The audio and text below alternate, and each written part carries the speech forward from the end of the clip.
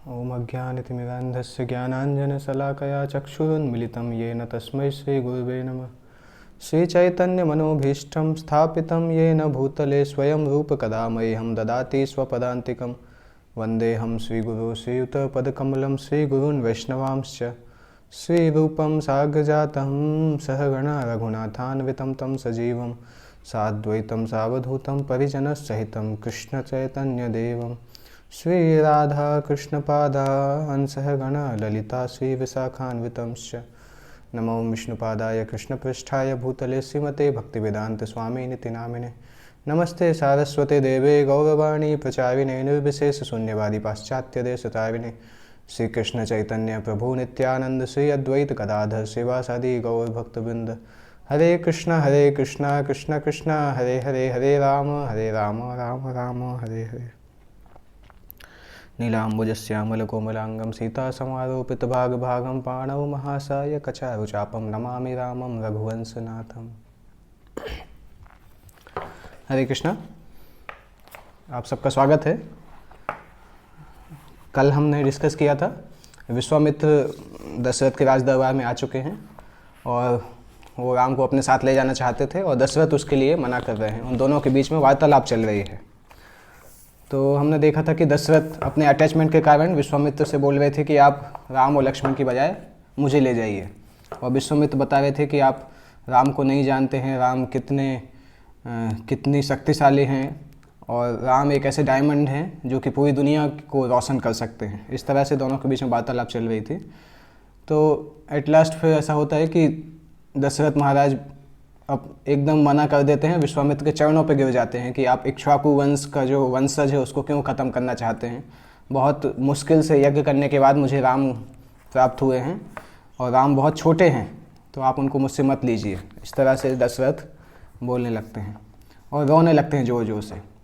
तो जब विश्वामित्र इस तरह से देखते हैं दशरथ की स्थिति को, तो विश्वामित्र को गुस्सा आने लगता है। धीरे धीरे पहले समझाने का प्रयास कर रहे थे, फिर बाद में गुस्सा आने लगता है। और इसमें रामायण में इस तरह से बताते हैं, जैसे पानी जो है वो उबलने लगता है, उसी तरीके से विश्वामित्र का गुस्सा लगातार बढ़ता जा रहा था। और गुस्से को सभी लोग देख रहे थे कि विश्वामित्र का गुस्सा बढ़ता जा रहा है। और एकाएक ऐसा हुआ कि विश्वामित्र गुस्से से ज़ोर ज़ोर से हंसने लगे। और ये हंसी सामान्य हंसी नहीं थी, खुशी की हंसी नहीं थी, गुस्से की हंसी थी। विश्वामित्र ने दशरथ को बोलना चालू किया कि तुम इक्ष्वाकु वंश के नाम पे कलंक लगाने की कोशिश कर रहे हो, क्योंकि इक्ष्वाकु वंश का धर्म है कि अगर कोई प्रॉमिस करता है तो उस प्रॉमिस को पूरा करते हैं।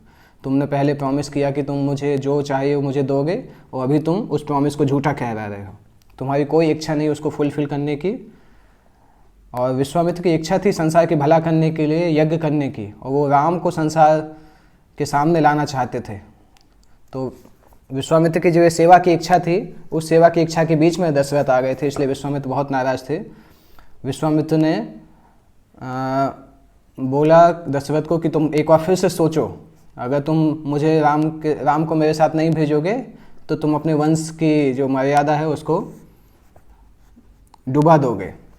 पर दशरथ ने अपना सिर झुका लिया और दशरथ ने बोला नहीं, मैं कुछ नहीं कर सकता हूँ। तो विश्वामित्र फिर गुस्से में आए और जाने लगे, परंतु जाते जाते उन्होंने वशिष्ठ की तरफ देखा। इस तरह से देखा जैसे वशिष्ठ को वो थोड़ा गुस्सा दिखा रहे हों, क्योंकि इस गुस्से का मतलब था कि दशरथ जो हैं वो वशिष्ठ के शिष्य हैं, और विश्वामित्र बोल रहे थे कि शिष्य की गलती के लिए गुरु की भी, शिष्य अगर गलत व्यवहार करता है तो उसमें गुरु की भी मिस्टेक होती है। तो इस तरह से वो वशिष्ठ को देख रहे थे। और विश्वामित्र और वशिष्ठ की जो हिस्ट्री है उसके कारण ये सीन समझ में भी आता है, क्योंकि विश्वामित्र वशिष्ठ को हमें पहले जब राजा के समय में थे तो वशिष्ठ से कॉम्पिटिशन करना चाहते थे। वो स्टोरी जैसे मैंने कल बताया था, अभी कुछ ही क्लासेस बाद वो स्टोरी आना चालू हो जाएगी वशिष्ठ और विश्वामित्र के बीच की। तो जब इस प्रकार से विश्वामित्र गुस्से से बाहर जा रहे थे, उस समय वशिष्ठ फिर बीच में आए। वशिष्ठ ने उठ के बोलना चालू किया। इससे समझ में आता है, कुछ चीज़ें समझ सकते हैं, इससे कुछ पॉइंट समझ सकते हैं। विश्वामित्र का जो गुस्सा था वो गुस्सा अपने आप में कोई ख़राब इमोशन नहीं है, इस तरह से बताया जाता है। गुस्सा कई बार ऐसे लोग जो कि अपने स्वार्थ में डूबे हुए हैं उनको जगाने के लिए भी गुस्सा कार्य करता है। महान लोग कई बार गुस्सा करते हैं सेवा को पूरा करने के लिए। तो विश्वामित्र का जो गुस्सा था वो सेवा के लिए था और दशरथ का मना करना उनके अटैचमेंट के कारण था। तो विश्वामित्र ने यहाँ पे जो गुस्सा किया वो दशरथ को उनकी आसक्ति से उठाने के लिए गुस्सा किया। वो जब समझना चाहते थे, वो दशरथ को समझाना चाहते थे कि राम जो है वो दशरथ की पर्सनल प्रॉपर्टी नहीं है। जैसे सूर्य के ऊपर किसी एक व्यक्ति का अधिकार नहीं होता है, उसी तरीके से राम एक सूर्य है और उस सूर्य के ऊपर केवल दशरथ का अधिकार नहीं है। दशरथ को राम को अपने पास स्वार्थ के लिए नहीं रखना चाहिए, संसार में चमकने के लिए राम को भेजना चाहिए।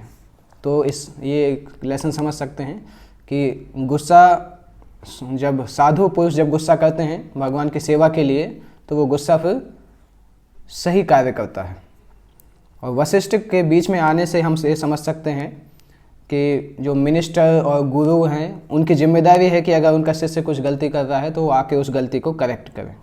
क्योंकि अगर वशिष्ठ डिसीजन नहीं लेते तो इनडिसीजन जैसी कंडीशन होती। इनडिसीजन मतलब कोई निर्णय नहीं लिया जाता और विश्वामित्र का के लिए अपराध होता, और उस अपराध के कारण दशरथ का पतन भी हो सकता था, क्योंकि विश्वामित्र बहुत बड़े ऋषि थे। तो इसलिए वशिष्ठ को बीच में आना बहुत आवश्यक था। उससे हम ये सीख सकते हैं कि जब कभी हमारे सब में से शिष्य गलती करते हैं तो गुरु का या सीनियर्स का कर्तव्य है बीच में आके उस गलती को सुधारना। तो वशिष्ठ जैसे ही उठ के खड़े हुए, वशिष्ठ ने विश्वामित्र को रिक्वेस्ट किया कि मुझे दशरथ से बात करने दीजिए, क्योंकि दशरथ बहुत कन्फ्यूज्ड हैं। और फिर दशरथ को उन्होंने समझाना चालू किया कि इक्ष्वाकु वंश जो है वो इतना महान वंश है कि उस वंश में कभी भी किसी ने अपने वचन को झूठा नहीं होने दिया। महाराज रघु जिन्होंने अपने नियम और सिद्धांतों के लिए कभी भी उससे नीचे नहीं आए, चाहे उसके लिए खुद की इच्छाएं या खुद की इच्छाओं को दबाना पड़े या गलतियों को कठिनाइयों को झेलना पड़े। तो राजा रघु का याद दिलाया उन्होंने, और उन्होंने दशरथ को भी याद दिलाया कि अश्वमेध यज्ञ के समय आपने कितना सम्मान प्राप्त किया था, सब कुछ यज्ञ में दान देके। अगर आप अभी अपने सिद्धांतों पर कार्य नहीं करेंगे तो वो जो सम्मान है वो सम्मान टूट जाएगा। तो दशरथ को अपने खुद के सुख की परवाह नहीं करनी चाहिए, विश्वामित्र को प्रसन्न करने की परवाह करनी चाहिए। इस तरह से दशरथ को वशिष्ठ बता रहे हैं। और वशिष्ठ ने बताया कि समय खुद राम को अपने साथ लेने आए हैं विश्वामित्र के रूप में, राम के अच्छे फ्यूचर के लिए। क्योंकि राम को विश्वामित्र का एसोसिएशन मिलना राम के लिए उससे अच्छी अपॉर्चुनिटी कुछ नहीं हो सकती है। जैसे नदियाँ बड़ी नदी में मिलती हैं और बड़ी नदी समुद्र में मिलती हैं, इसी तरीके से राम को भी अयोध्या के कंफर्ट से विश्वामित्र के ज्ञान के सागर में मिलना चाहिए जाके। अयोध्या के जो आरामदायक जीवन रूपी नदी है उससे आगे जाके विश्वामित्र के ज्ञान के समुद्र में मिलना चाहिए। इस तरह से वशिष्ठ बताते हैं। और वशिष्ठ बोलते भी हैं कि विश्वामित्र इतने कमज़ोर नहीं हैं कि वो अपने आप की रक्षा नहीं कर सकें, यज्ञ की रक्षा नहीं कर सकें। वास्तविकता में वो राम के भले के लिए और राम को ट्रेन करने के लिए अपने साथ ले जाने वाले हैं। तो अगर राम को लेकर जाएंगे तो कौशल का भी भला होगा और पूरे संसार का भला होगा। तो इसलिए दशरथ को केवल एक प्रोटेक्टिव फादर जैसा नहीं सोचना चाहिए और ध्यान से सोचना चाहिए कि वास्तविकता में सिद्धांत के आधार पर क्या ठीक है। और वशिष्ठ के साथ में रहते रहते राम के ऊपर कभी भी कोई संकट नहीं आ सकता है, क्योंकि वशिष्ठ जैसे महान ऋषि जहाँ पे उपस्थित होते हैं वहाँ पे कोई भी समस्या किसी को नहीं आ सकती है। तो अगर दशरथ को ये डर था कि राम की रक्षा कैसे होगी, तो राम की रक्षा वशिष्ठ के द्वारा होगी। जैसे इसमें उदाहरण दिया वशिष्ठ ने कि जिस प्रकार से अमृत जो देवता लोग पीते हैं, वो अमृत एक अग्नि की दीवार के अंदर रखा रहता है। तो वो अग्नि की दीवार के समान जो है वो विश्वामित्र हैं और अमृत जो है वो राम है। ये उन्होंने तुलना दी कि Ram is the nectar personified and Vishwamitra is the fire ball protecting Ram. तो विश्वामित्र के रहते राम को चिंता की कोई आवश्यकता नहीं है। विश्वामित्र के पास बहुत सारी मिसाइल्स हैं, दुनिया की बहुत बड़ी बड़ी मिसाइल्स हैं, बहुत बड़े बड़े अस्त्र हैं, और ऐसे 2 मिसाइल्स उनके पास हैं जो कि 2 लोग हैं जिनका कोई सामने रूप नहीं दिखाई देता है। वो सूक्ष्म रूप से बने हुए हैं और वो दो हमेशा विश्वामित्र को गाइड करते हैं, उनके साथ में जो लोग रहते हैं उनको गाइड करते हैं। ये प्रजापति के पुत्र हैं, जय और सुप्रभा। तो इस प्रकार से उन दोनों मिसाइल के बारे में बताते हैं कि भगवान शिव ने विश्वामित्र के ऊपर प्रसन्न होकर ये मिसाइल उनको गिफ्ट में दी थी। तो विश्वामित्र के ऊपर संसार की सारी मिसाइल उनके पास हैं और उन्होंने अपनी शक्ति से भी बहुत सारी मिसाइल्स बनाई हुई हैं और उनको ये अस्त्र शस्त्र चलाना आता है। तो दशरथ को ये कन्विंस था, दशरथ को उन्होंने कन्विंस किया कि राम जो है वो विश्वामित्र के पास ज़्यादा सेफ हैं, राम को कुछ नहीं हो सकता है विश्वामित्र के साथ रहते हुए। जब इस प्रकार से आध्यात्मिक गुरु के शब्द दशरथ ने सुने तो दशरथ को कन्विक्शन आया कि हाँ, विश्वामित्र के पास राम को भेजा जा सकता है। यहाँ पे एक शिक्षा देख सकते हैं कि कई बार व्यक्ति का खुद का अटैचमेंट जो है वो जिसको वो प्रेम करता है उसको आगे बढ़ने से रोक सकता है, उसके एवोल्यूशन को रोक सकता है। जैसे जब भी लोगों का संसार में जन्म होता है, बड़े महान लोगों का जन्म होता है, तो उनके कनेक्टेड जो भी लोग हैं, उनकी फैमिली के जो लोग हैं, उनको उस व्यक्ति का सेपरेशन झेलना पड़ता है, क्योंकि महान लोग इस संसार में केवल एक फैमिली की सेवा करने के लिए जन्म नहीं लेते हैं, पूरे संसार के लिए जन्म लेते हैं और वो बड़ी बड़ी चीज़ें करते हैं। तो उनको अपने घर का सुख सुविधाएं छोड़ के पूरे संसार के लिए आना पड़ता है बाहर, जिससे कि वो पूरे संसार को गाइड कर सकें। तो महान लोगों के जो फैमिली के लोग होते हैं उनको तैयार रहना चाहिए ये सेक्रीफाइस करने के लिए कि उनकी जो प्रॉपर्टी है, उनका जो पुत्र है, वो पूरे संसार के द्वारा संसार में रोशन होना चाहिए, संसार को गाइड करना चाहिए और उनको अपना अटैचमेंट उस पुत्र के लिए छोड़ना चाहिए। इस प्रकार से वशिष्ठ बता रहे हैं। तो वशिष्ठ ने जब दोनों को देखा, वशिष्ठ दोनों को देख रहे थे, दशरथ और विश्वामित्र के बीच में जो फाइट चल रही थी, और देख के वो समझ गए कि डेडलॉक क्या है इस फाइट के बीच में। वशिष्ठ देख रहे थे और वशिष्ठ अयोध्या को भी प्रेम करते थे, दशरथ को भी प्रेम करते थे, परंतु जो दशरथ के लिए अच्छा था वो नेचुरली अयोध्या के लिए अच्छा नहीं था उस समय। वशिष्ठ जानते थे कि अगर विश्वामित्र नाराज होकर जाएंगे तो अयोध्या के लिए बहुत खराब होगा, अयोध्या के ऊपर अभिशाप जैसा लगेगा। तो इसलिए वशिष्ठ ने दशरथ को समझाया कि विश्वामित्र के साथ भेजना ही सबसे अच्छा है और वशिष्ठ के इंटरवेंशन से दशरथ को शांति मिली और दशरथ फिर तैयार हो गए राम को भेजने के लिए।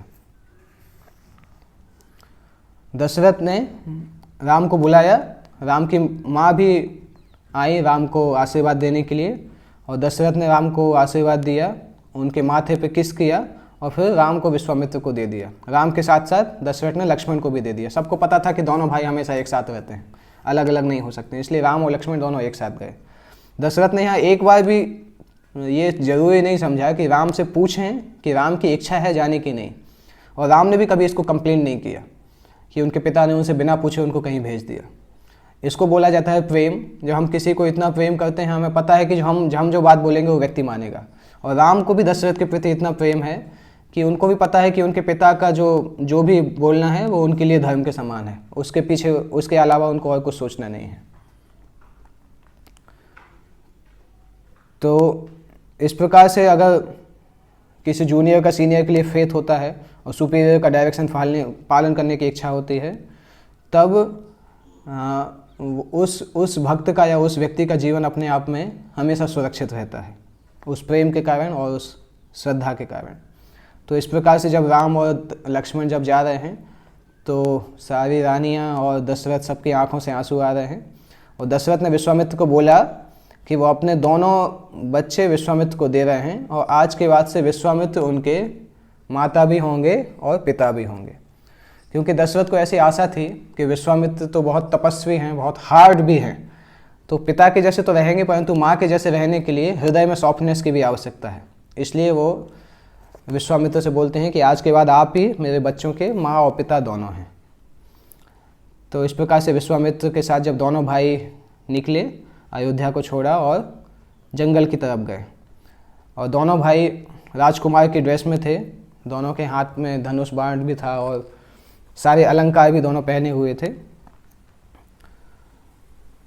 और इस तरह से चलते चलते जब वो अयोध्या की स्ट्रीट से निकलने लगे दोनों भाई, तो राम और लक्ष्मण अयोध्या के लोगों को इतने प्रिय थे कि पूरे अयोध्या के लोग स्ट्रीट पे आ गए देखने के लिए कि राम लक्ष्मण जा रहे हैं और सभी उनको ऑल द बेस्ट और उनकी जय जयकार कर रहे थे और बता रहे थे कि वो जिस मिशन के लिए जा रहे हैं विश्वामित्र के साथ, उस मिशन को संपूर्ण करें। इस तरीके से सभी राम और लक्ष्मण की जय जयकार कर रहे थे, प्रशंसा कर रहे थे।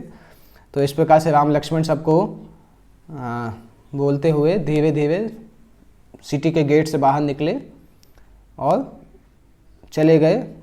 उस सभी दशरथ और सारी रानियां तब तक देखते रहीं जब तक वो लोग गेट से बाहर निकल के उनकी आंखों से ओझल नहीं हो गए। तब तक वो लोग वहाँ पे देखते रहे राम और लक्ष्मण और विश्वामित्र को। और उसके बाद उस समय दशरथ इस तरह से सोच रहे थे कि दशरथ को ऐसा लग रहा था कि उनका जीवन उनके अंदर से निकल के राम के साथ चला गया। और वो बहुत देर तक वहीं खड़े खड़े देखते रहे जब तक कि वो तीनों ओझल नहीं हो गए उस जगह से। इसके बाद नई स्टोरी चालू होती है, विश्वामित्र और राम की जर्नी।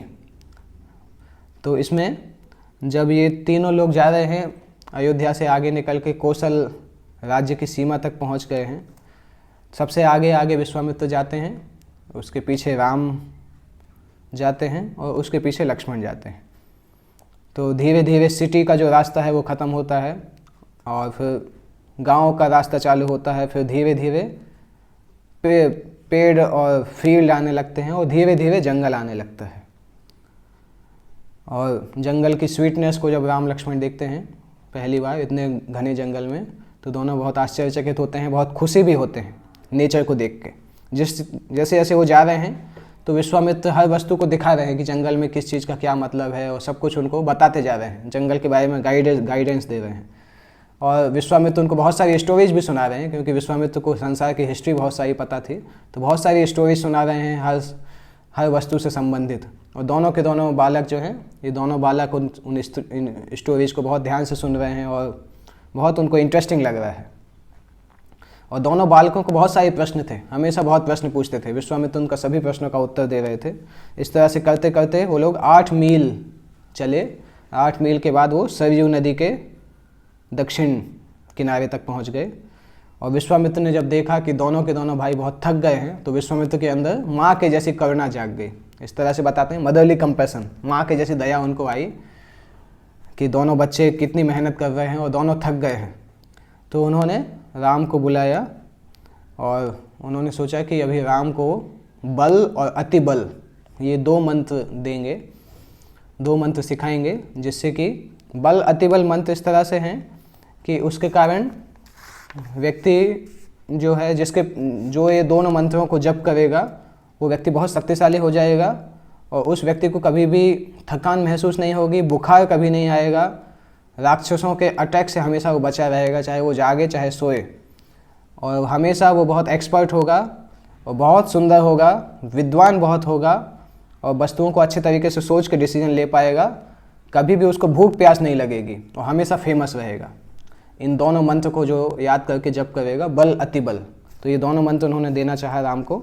और उन्होंने बोला, एक्चुअली विश्वामित्र को ये मंत्र ब्रह्मा जी ने दिए थे। तो उन्होंने राम को बुलाया, राम से बोला कि नदी में जाके स्नान करके आओ, फिर उसके बाद मंत्र एक्सेप्ट करेंगे। तो विश्वामित्र ने राम को मंत्र दिए। राम ने बहुत ध्यान से उन मंत्रों को सीखा। जैसे ही उन्होंने इस 2 मंत्रों को याद करके मास्टर किया तो राम बहुत, उनका पूरा शरीर शोभायमान होने लगा।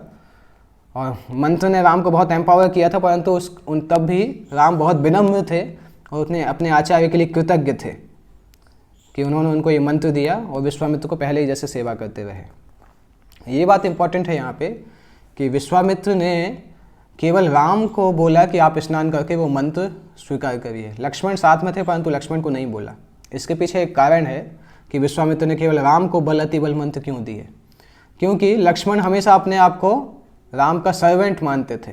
और अगर विश्वामित्र राम और लक्ष्मण को एक साथ ज्ञान देते तो इससे ये पता चलता कि लक्ष्मण और राम ऑलमोस्ट क्लासमेट जैसे हैं और विश्वामित्र उनके टीचर हैं। और लक्ष्मण उस बात को सहन नहीं कर सकते थे। लक्ष्मण ये मानते थे कि लक्ष्मण राम के सेवक हैं और राम जो है वो विश्वामित्र के शिष्य हैं। इस तरह से लक्ष्मण का व्यवहार था। तो इसलिए और विश्वामित्र को ऐसा पता था कि लक्ष्मण कभी भी अपने आप को राम के बराबरी पर नहीं रखेंगे, इसलिए उन्होंने लक्ष्मण को वो नहीं दिया। बाद में उन्होंने राम से बोला कि आप लक्ष्मण को ये मंत्र दे दो, जिससे कि राम जो है वो लक्ष्मण के गुरु के समान रहें। इसलिए केवल राम को उन्होंने मंत्र दिया। बाद में राम ने वो मंत्र लक्ष्मण को दिए। तो राम के अंदर ये कृतज्ञता है, कृतज्ञता तब भी थी, हमेशा उनके अंदर ये तो कृतज्ञता रहती है। वो अपने गुरु के लिए बहुत ग्रेटिट्यूड फील करते थे और विश्वामित्र की उसी तरह से सेवा कर रहे थे। तो ट्रेडिशनली जो गुरु है वो शिष्य को किन शब्दों के द्वारा ब्लेस करते थे? विजयी, विनयी भव।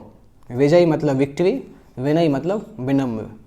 हमेशा तुम जीवन में विजयी रहो और साथ साथ विनम्रता कभी तुम्हारा साथ नहीं छोड़े। ये गुरु का आशीर्वाद रहता था शिष्यों के लिए। और जो शिष्य है उसको हमेशा अपने हृदय में कृतज्ञता का भाव रखना चाहिए। राम पूर्ण पुरुषोत्तम भगवान है, परंतु जब वो स्टूडेंट का रोल प्ले कर रहे हैं तो उन्होंने बहुत अच्छा व्यवहार, एग्जाम्पलरी व्यवहार दिखाया। क्योंकि शिक्षक के लिए अगर कोई व्यक्ति सेवा करता है तो उसका शास्त्रों का घमंड, शास्त्रों का उसके ऊपर जो घमंड हो सकता है वो घमंड गायब हो जाता है। वो व्यक्ति अपने आप शिक्षक की सेवा करने से प्योरीफाई हो जाता है। रात के समय दोनों भाई और विश्वामित्र सरयू के नदी के किनारे जो घास है उस घास में से सॉफ्ट स्पॉट ढूंढ के वहाँ पे सो जाते हैं। विश्वामित्र उनको देखते हैं कि दोनों भाई आज तक कभी भी महल के बाहर नहीं सोए हैं, परंतु दोनों भाई बहुत कंफर्टेबल थे, घास के ऊपर सो के भी बहुत कंफर्टेबल थे। उनको कोई ऐसा फील नहीं हो रहा था कि कुछ तपस्या जैसी है या कुछ है। वो उतने ही खुश थे जितने वो महल में खुश थे। तो विश्वामित्र ने तब भी सोचा कि इनको कुछ कठिनाई हो रही होगी, तो विश्वामित्र ने उनको कुछ स्टोरीज सुनाना चालू किया अलग अलग पुराणों से और उनसे बात की। पहली टाइम ज़िंदगी में पहली बार ऐसा हुआ था कि विश्वामित्र जो हार्ड हार्टेड थे, तपस्या करते करते उनका हृदय बहुत हार्ड हो गया था। वो एक माँ के समान बच्चों से बातचीत कर रहे थे, उनको स्टोरीज सुना रहे थे और स्वीटली उनके साथ बातचीत कर रहे थे, सॉफ्टली बातचीत कर रहे थे। तो इस प्रकार से आकाश में पूरा चंद्रमा और तारे थे और बगल में सरयू नदी का पानी की आवाज़ आ रही थी और विश्वामित्र की जो कहानियाँ हैं, स्टोरीज हैं, वो तीनों ने मिला के दोनों बच्चों को बहुत जल्दी नींद की गोद में पहुंचा दिया। दोनों राम और लक्ष्मण वहाँ पे सो गए। तो विश्वामित्र के पास यद्यपि उस समय कोई लग्जरी देने के लिए नहीं था, इसलिए विश्वामित्र ने स्वीट वर्ड्स के साथ उनको, दोनों बच्चों को प्रसन्न किया। वास्तविकता में अगर हम किसी को प्रसन्न करना चाहते हैं तो एसेंशियल नहीं है, अगर हमारे पास कोई बहुत बड़ी लग्जरी नहीं तो ऐसा नहीं कि केवल लग्जरी से ही लोगों को खुश किया जा सकता है। लोगों को केवल अच्छे व्यवहार से, अच्छे से बातचीत करने से और अच्छे से सेवा करने से खुश किया जा सकता है। क्योंकि अगर किसी का इंटेंशन प्योर है और उसका व्यवहार बहुत अच्छा है तो वो किसी को भी खुश कर सकता है। राम लक्ष्मण के व्यवहार से हम ये समझ सकते हैं कि जो गुड लीडर है उनको सिचुएशन के प्रति फ्लेक्सिबल होना चाहिए। राम और लक्ष्मण ने अभी तक अपने महल का लाइफ जिया था, बहुत लग्जरी का लाइफ जिया था, परंतु चूँकि वो फ्लेक्सिबल थे चीज़ों को स्वीकार करने के लिए, इसलिए उनको समस्या नहीं हुई इस तरीके से घास के ऊपर सोने के लिए। तो इस प्रकार से दोनों लोग सोते हैं और इसके बाद आता है विश्वामित्र का ट्रांसफॉर्मेशन चालू होता है, the magic of sleeping Ram. पूरी रात निकल गई और सुबह का पहला सुबह की सूर्य की पहली किरणें आना चालू हुई, परंतु उसके बहुत पहले ही विश्वामित्र उठ चुके थे और उन्होंने अपनी सुबह के जो उनकी नित्य क्रिया थी और सुबह के जो उनकी आहुति थी, जो भी आध्यात्मिक कार्य थे वो उन्होंने कर लिया था। फिर उसके बाद वो बच्चों को जगाने के लिए आते हैं, दोनों बच्चों को जगाने के लिए आते हैं। यहाँ पे से बहुत इंपॉर्टेंट है, ध्यान से सुनिएगा। वाल्मीकि रामायण इसको बहुत डिटेल में डिस्क्राइब करते हैं, राम का मैजिक विश्वामित्र के ऊपर, किस प्रकार से विश्वामित्र का हृदय ट्रांसफॉर्म होता है। विश्वामित्र जब राम और लक्ष्मण को जगाने आते हैं तो दोनों की सुंदरता को देख के वो एकदम प्रभावित हो जाते हैं। इस तरीके से लगता है कि राम के चेहरे से कभी उनको अपनी निगाह हटानी नहीं चाहिए। इस तरीके से दोनों को देखते हैं वो, और दोनों के दोनों छोटे बालक जो हैं ये एंजल, परियों के समान दिखाई दे रहे हैं मैट्रेस के ऊपर, और परी के समान और दो ज्वेल, डायमंड ज्वेल के समान दिखे जा रहे हैं। तो जब राम और लक्ष्मण की इस सुंदरता को देखा तो ऋषि जो इतने तपस्या करते थे, विश्वामित्र मुनि ने हजारों साल तपस्या की है, उनके हृदय में इमोशंस आने लगे, उनके हृदय में इमोशंस की बाढ़ आने लगी एक का एक। और विश्वामित्र ऐसा सोच रहे थे कि इस प्रकार का एक्सपीरियंस, इस प्रकार का डीप स्पिरिचुअल एक्सपीरियंस उनको हजारों साल की तपस्या से भी महसूस नहीं हुआ जितना इन दोनों बालकों को देखने से हो रहा है। और तब उनको पता चला कि ये इमोशन जो है ये भक्ति के इमोशन है, भगवान के प्रति जो प्रेम है उसका इमोशन है। उन्होंने पहले सुना था कि भक्ति का जो रास्ता है वो वास्तविकता में योग, तपस्या इन सबसे ऊंचा है, परंतु उन्होंने अभी कभी इसको विश्वास नहीं किया था।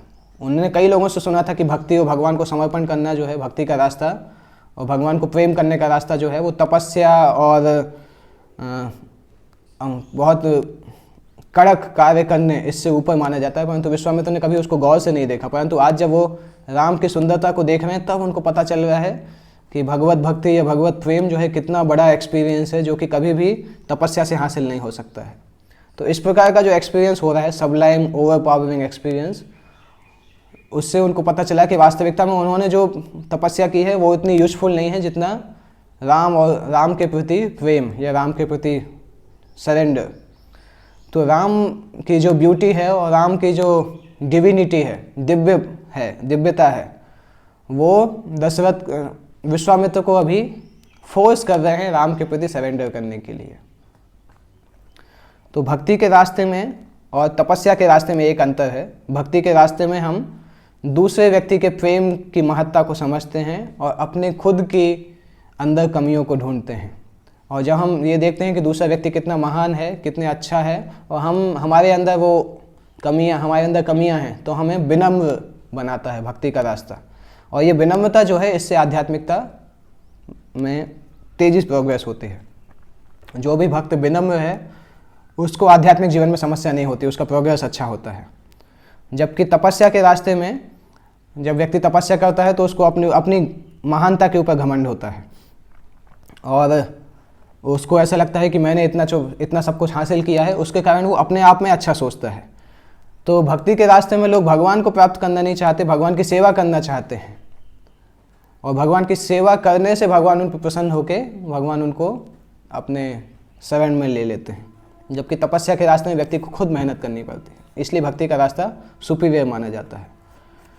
तो जिस प्रकार जैसे जब वो देख रहे हैं राम को इस प्रकार से सोते हुए, तो वो बहुत आश्चर्य कर रहे हैं, और बहुत आश्चर्यजनक अनुभव है। वो सोच रहे हैं कि कौशल्या जो हैं वो कितनी सौभाग्यशाली हैं कि वो हर दिन सुबह राम को इस प्रकार से रेस्ट करते हुए देखती हैं, क्योंकि कौशल्या हर दिन राम को सुबह जगाते थे।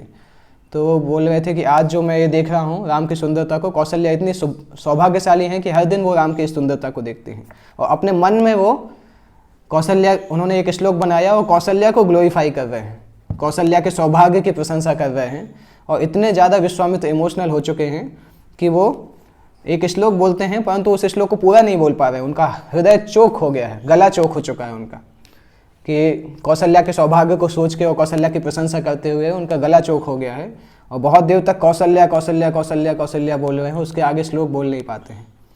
उसके आगे जो श्लोक होता है वो इम्पोर्टेंट श्लोक है, आप सभी ने सुना होगा, भगवान को जगाते समय वो श्लोक बोला जाता है, और तिरुपति में भी उस श्लोक को यूज करते हैं। कौसल्या सुप्रजा राम पूर्वा संध्या प्रवर्तते उत्तिष्ठ नर शार्दूल कर्तव्यम दैवमानिकम।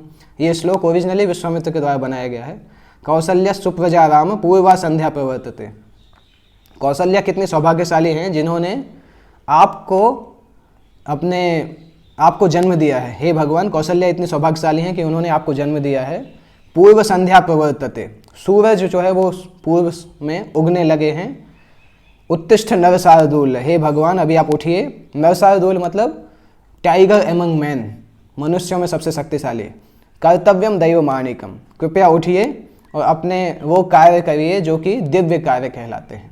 तो ये श्लोक उन्होंने बनाया विश्वामित्र ने, और इस श्लोक को बोल रहे हैं, पर पहले बहुत समय तक कौशल्या कौशल्या इमोशन के कारण आगे नहीं बोल पा रहे हैं। फिर बाद में उन्होंने ये श्लोक बोला और फिर राम को जगाया। तो यहाँ से हम देखते हैं विश्वामित्र की भक्ति प्रारंभ होती है। अभी तक विश्वामित्र ब्रह्म ऋषि थे, परंतु उनकी भक्ति इस स्टेप के बाद प्रारंभ होती है। और आगे हम देखते हैं पूरे बालकांड में विश्वामित्र की भक्ति प्रोग्रेस होते होते राम की शादी कराने तक विश्वामित्र जो है वो पूरी तरह से शुद्ध भक्त बन जाते हैं। तो बहुत सारे आचार्य इस तरह से बताते हैं बालकांड का मतलब, जनरली हमें लगता है कि बालकांड मतलब राम की बचपन की लीलाएं। कुछ आचार्यों ने ये भी कमेंट्री दिया है कि बालकांड के हीरो वास्तविकता में विश्वामित्र हैं, क्योंकि बालकांड के अलावा विश्वामित्र कहीं भी पूरी रामायण में नहीं दिखाई देते हैं। और बालकांड का मतलब कि विश्वामित्र जब आए हैं उस समय विश्वामित्र भक्ति में बाल के समान हैं, ब्रह्म ऋषि हैं परंतु भक्ति में वो ज़्यादा आगे नहीं हैं। और राम के साथ एसोसिएशन मिलने से विश्वामित्र जो हैं वो ये बच्चे, भक्ति में जो बच्चे के समान है, वो भक्ति में मैच्योर होकर बालकांड के अंत में वो शुद्ध भक्त बन जाते हैं। तो इस प्रकार से बालकांड का जो मेन हीरो हैं विश्वामित्र भी हैं, क्योंकि विश्वामित्र का जीवन इसमें बताया गया है। पूरे बालकांड में ज़्यादातर समय में विश्वामित्र और राम का एसोसिएशन होता है, और विश्वामित्र राम को फिर अपनी हिस्ट्री भी सुनाते हैं, और फिर विश्वामित्र लास्ट में शुद्ध भक्ति अचीव करते हैं। और राम और सीता की शादी कराने के बाद विश्वामित्र हिमालय में चले जाते हैं।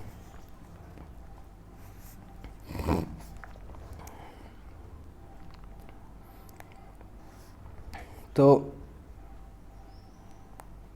इसके बाद विश्वामित्र इस प्रकार से कौशल्या का श्लोक सुनाते हैं और बच्चों को जगाते हैं और उनको बताते हैं कि उनको उठना चाहिए, हमें उनको आगे जाना है। और तुरंत राम लक्ष्मण उठ के खड़े होते हैं, सरयू में स्नान करके तैयार हो जाते हैं विश्वामित्र के साथ जाने के लिए। और इस प्रकार से जब सो के उठते हैं तो सभी लोग बहुत रेस्टेड होते हैं और बहुत रिजुविनेटेड होते हैं और अपनी जर्नी प्रारंभ करते हैं। कुछ समय जाने के बाद वो गंगा नदी में पहुंचते हैं, और सरयू और गंगा के जो संगम था वहाँ पे बहुत अच्छी एक झोपड़ी थी, हर्मिटेज। और उस इतनी सुंदर झोपड़ी को, ऋषि का कोई रहने का स्थान था, वो देख के राम बहुत क्यूरियस हो जाते हैं, सोचते हैं कि वहाँ पे क्या था, और विश्वामित्र से प्रश्न करते हैं कि ये जगह, इस जगह के बारे के ग्लोरीज बताइए। तो जब राम विश्वामित्र से पूछते हैं तो विश्वामित्र मुस्कुराते हैं, क्योंकि उनको पता है कि राम भगवान है, उनको सब कुछ पता है।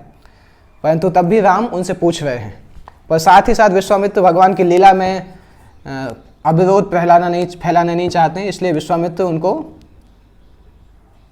बताना चालू करते हैं उस जगह की हिस्ट्री। विश्वामित्र बताते हैं कि बहुत बहुत समय पहले भगवान शिव ने इस जगह को अपने ध्यान के लिए चुना था, और जब भगवान शिव की आंखें बंद थी तब कामदेव और रति वहाँ पे आए थे। कामदेव जो काम के देवता होते हैं, वो भगवान के ध्यान को भंग करने के लिए आए थे। तो कामदेव ने भगवान के ऊपर अपने काम के बाण छोड़े, और भगवान शिव जो हैं वो बहुत नाराज़ होकर उन्होंने जब अपनी तीसरी आंख खोली तो कामदेव जल के खाक हो गए। तब से कामदेव का एक नाम है अनंग। कामदेव का अपना कोई अंग नहीं है, क्योंकि भगवान शिव ने उनका अंग जला दिया है। कामदेव ने उसके बाद से अपना स्थान जो है लोगों के मन में बना लिया है, क्योंकि कामदेव का कोई शरीर नहीं है। इससे पता चलता है कि लस्ट जो है केवल मन के अंदर पाया जाता है, लस्ट का अपना कोई रूप नहीं होता है।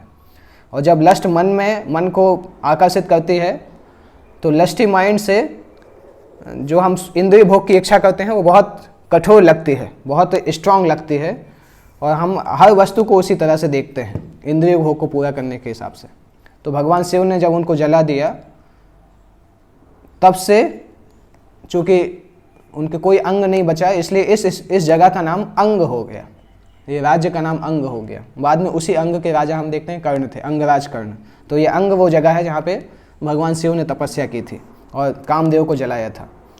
और ये जो झोपड़ी है ये भगवान शिव के शिष्यों की है। विश्वामित्र ने सोचा कि उस रात उसी झोपड़ी में रहते हैं, और वहाँ पे जो भी भगवान शिव के जो शिष्य हैं उन्होंने उनको वेलकम किया। और उस रात विश्वामित्र ने राम लक्ष्मण को बहुत सारी स्टोरी सुनाई, और बच्चे बहुत जल्दी सो गए वहाँ पे। तो अभी हम देख रहे हैं विश्वामित्र धीरे धीरे राम के प्रति आकर्षित हो रहे हैं, और उनके पास जो कुछ है राम को देना चाहते हैं। बल अतिबल मंत्र उन्होंने दे दिए हैं, आगे जाके वो अपने सारे मंत्र सारी शक्तियाँ राम को समर्पण कर देंगे, और फिर राम को अपने आप को राम को समर्पण कर देते हैं। तो सेल्फलेसनेस का मतलब होता है जब हम लोगों को देना चाहते हैं। विश्वामित्र इस तरह से सोचते हैं कि मेरे पास जो भी है भगवान राम ने ही मुझे दिया है, तो अभी जो राम का है वो राम को ही देना चाहिए, तेरा तुझको अर्पण। तो इसलिए भगवान ने उनको जो कुछ दिया था वो सब कुछ वो वापस राम को देना चाहते हैं। अगले दिन विश्वामित्र और राम उठते हैं और जाते हैं। तो अभी तक वो लोग अपने पैरों से पैदल चल रहे थे, अभी उनको गंगा पार करना था, तो बोट की आवश्यकता थी। तो जब वो बोट से जा रहे थे तो राम ने जल में से बहुत आवाज़ सुनी, अलग आवाज़ सुनी और विश्वामित्र को से पूछा कि ये क्या है। तो विश्वामित्र ने बताया कि वास्तविकता में सरयू और गंगा नदी का संगम है ये, और जब नदियाँ एक दूसरे से मिलती हैं तो इस प्रकार की आवाज़ आती है। और राम और लक्ष्मण ने फिर आश्चर्यचकित होकर विश्वामित्र से पूछा कि सरयू नदी की हिस्ट्री क्या है, सरयू नदी कैसे चालू हुई थी। तो विश्वामित्र बताना प्रारंभ करते हैं कि सरयू नदी जो है वो ब्रह्मा जी ने अब एक बार एक झील अपने मन से बनाई थी, और उस झील का नाम था मानस सरोवर, मानस लेक। और सर का मतलब होता है सरोवर, और चूंकि ये नदी जो है ये वो मानस सरोवर से निकली हुई है, इसलिए इस नदी का नाम है सरयू। तो राम और लक्ष्मण ने उन दोनों नदियों को प्रणाम किया। उसके बाद जब नदी पार करके वो दूसरी तरफ आते हैं तो गंगा के दक्षिण विभाग में आते हैं। गंगा के दक्षिण विभाग का ये जो जंगल था बहुत कठिन जंगल था। विश्वामित्र बताते हैं कि ये जंगल इतना कठिन है और इस फॉरेस्ट को उनको पार करना है। इस फॉरेस्ट में बहुत सारे डेंजरस जीव जंतु रहते हैं। इस फॉरेस्ट में कोई भी ऐसा पेड़ नहीं जिसमें फल या फूल उगता हो, और पूरे साल ये फॉरेस्ट जंगल जो था बहुत गर्म रहता था, और इतना गर्म था कि ज़मीन भी गर्मी के कारण क्रैक हो गई थी। इतने बड़े बड़े क्रैक्स थे ज़मीन के अंदर कि हाथी भी उसमें फंस जाते थे। विश्वामित्र ने बताया इस तरह से, और विश्वामित्र ने इनसे बोला राम और लक्ष्मण से कि आप बल और अति बल मंत्र का जप करो। दोनों ने उस मंत्र का जप किया और इस हीट को, इन समस्याओं से वो बाहर आ गए और शांति से इस जंगल को वो पार करने लगे। परंतु वो जंगल इतना ज़्यादा डरावना था कि राम को जानने की इच्छा हुई कि कैसे ऐसा जंगल, इतना खतरनाक जंगल कैसे यहाँ पे आ सकता है, क्या हुआ इसके पीछे। तो विश्वामित्र ने बताया कि ये जंगल हमेशा से इतना खतरनाक नहीं था, ये एक्चुअली बहुत महान जगह था, बहुत शुभ जगह थी, क्योंकि उसकी हिस्ट्री विश्वामित्र बताते हैं कि इंद्र जो थे वो देवताओं के राजा थे। उन्होंने एक बार वृत्तासुर नाम के एक राक्षस को मारा था, और वृत्तासुर को, चूँकि वृत्तासुर राक्षस के शरीर में थे परंतु ब्राह्मण थे, तो इंद्र ने उस ब्राह्मण को मारा, इसलिए इंद्र को ब्रह्म हत्या का पाप लगा, और उस हत्या के कारण इंद्र के पीछे एक पाप पर्सोनिफाइड उनके पीछे पीछे चल रहा था, और इंद्र के शरीर में ऑटोमेटिकली बहुत खराब तत्व, खराब कोई सब्सटेंस लग गया था, उसमें बहुत खराब स्मेल आ रही थी। तो इंद्र जब इस पाप से छूटने की कोशिश कर रहे थे, इस जंगल में आए जहाँ पे इंद्र के असिस्टेंट ने उनको इस पाप से छुड़ाया, और उस पाप के कारण उनको बहुत भूख लगी हुई थी। तो दूसरे इसके बगल में जो जंगल है, उस जंगल से इंद्र को बहुत सारे डिशेस खाने के लिए बनाई गई। वहाँ के जंगल की जो मूर्तियाँ हैं उन्होंने इंद्र की भूख को मिटाया, और इंद्र की जो उनके शरीर से जो स्मेल आ रही थी वो भी इस जंगल के लोगों ने, जंगल पर्सोनिफाइड ने मिटाया। तो इंद्र इतने खुश थे कि उन्होंने इन दो जंगलों का नाम दिया मालद। मालद मतलब जहाँ, ऐसी जगह जहाँ से मल ख़त्म हो जाता है, जहाँ पे आने से किसी भी व्यक्ति का कंटामिनेशन ख़त्म हो जाता है। और दूसरा नाम था करुसा, मतलब ऐसी जगह जहाँ पे भूख मिट जाती है। तो ये दो जंगल थे, मलद और करुसा, और इंद्र ने आशीर्वाद दिया कि ये दो जंगल हमेशा बहुत समृद्ध रहेंगे, बहुत बड़े जंगल रहेंगे और बहुत समृद्ध जंगल रहेंगे। तो राम अभी कंफ्यूज हो गए कि जब इस तरह से आशीर्वाद दिया तो उसके बाद इन जंगलों की ऐसी हालत क्यों हुई। विश्वामित्र आगे बताना चालू करते हैं कि एक यक्ष जो थे, सुकेतु नाम के यक्ष थे, उन यक्ष ने तपस्या की भगवान ब्रह्मा को प्रसन्न करने के लिए, और भगवान ने उनको एक आशीर्वाद दिया कि उनको एक बहुत सुंदर स्त्री जन्म लेगी। उस स्त्री का नाम होगा ताड़का। ब्रह्मा के आशीर्वाद से वो डॉटर का जन्म हुआ था। उस डॉटर के अंदर, उस लड़की के अंदर 1000 हाथियों की शक्ति होगी। उसका नाम ताड़का है। ताड़का एक्चुअली बाद में, इस समय जन्म से ताड़का जो थी वो राक्षसी नहीं थी, जन्म से राक्षसी नहीं थी। ब्रह्मा ने उसका जन्म दिया था यक्ष की पुत्री के जैसे। ताड़का की शादी एक राक्षस से होती है, शुंड नामक राक्षस से, और ताड़का के 2 बच्चे होते हैं उस शुंड राक्षस से, मारीच और सुबाहु। तो शुंड जो थे वो बहुत खतरनाक राक्षस थे, वो ऋषि मुनियों को परेशान करते थे। तो एक बार जब वो अगस्त मुनि को परेशान कर रहे थे तो अगस्त मुनि ने अपनी शक्ति से उनको जला दिया था। तो जब शुंड की मृत्यु होती है उसके बाद ताड़का, मरीच और सुबाहु जो हैं वो अपने मरीच सुबाहु अपने पिता की मौत और ताड़का अपने पति की मौत का बदला लेने के लिए अगस्त के आश्रम में जाके उसको ख़त्म करने की कोशिश करती हैं। तो अगस्त बहुत शक्तिशाली थे। अगस्त इन तीनों को आशीर्वाद दे देते हैं कि आप तीनों राक्षस बन जाओगे। तो चूँकि अगस्त को वो नहीं मार पाते हैं तो इसलिए अपना गुस्सा इन जंगलों पे निकालती है और इस जंगल में जो ऋषि रहते थे उन सारे ऋषियों को यहाँ से भगा देते हैं और पूरे दोनों जंगल ख़त्म कर देती हैं, मालदा और करूसा फॉरेस्ट। ताड़का की गुस्सा के कारण ये जो जंगल थे ये जंगल अभी मरुस्थल जैसे बन गए हैं और यहाँ पे जितने भी ऋषि मुनि तपस्या करते थे सबको ताड़का ने भगा दिया है। ताड़का के बच्चे सुमाली के पास गए और सुमाली जो है वो सुमाली हम देखते हैं रावण के नाना जी थे, सुमाली ग्रैंडफादर। तो सुमाली जो है वो मारीच सुबाहु को पसंद करते हैं, इसलिए रावण भी मारीच और सुबाहु को अपने मामा जैसे मानते थे और इस तरह से ये रावण के आर्मी में शामिल हो चुके हैं दोनों के दोनों। तो इससे हमें पता चलता है कि गुस्सा जो है, जो कि हमारी इच्छाओं को पूरा नहीं होने से जो गुस्सा आता है, फ्रस्ट्रेटेड डिजायर्स पूरी नहीं होने, फ्रस्ट्रेटेड डिजायर्स के कारण जो गुस्सा आता है, उस गुस्से के द्वारा सुंदर हृदय भी खराब हृदय में बदल जाता है, जहाँ पे ईर्ष्या भरी रहती है ऐसे हृदय में बदल जाता है। तो इस तरह से ताड़का की स्टोरी ये सुनाते हैं और कल हम डिस्कस करेंगे किस प्रकार से राम जो हैं वो ताड़का का वध करते हैं और आगे कैसे आगे बढ़ते हैं और आगे क्या क्या आता है वो हम कल डिस्कस करेंगे। आप लोग इसको देखते रहिए रामायण को। स्लोली हम बालकांड के मिडिल तक पहुंचने वाले हैं। कल हम इसके आगे डिस्कस करेंगे। जगत गुरु शिल प्रभुपाद की जय। श्री सीताराम लक्ष्मण हनुमान की जय।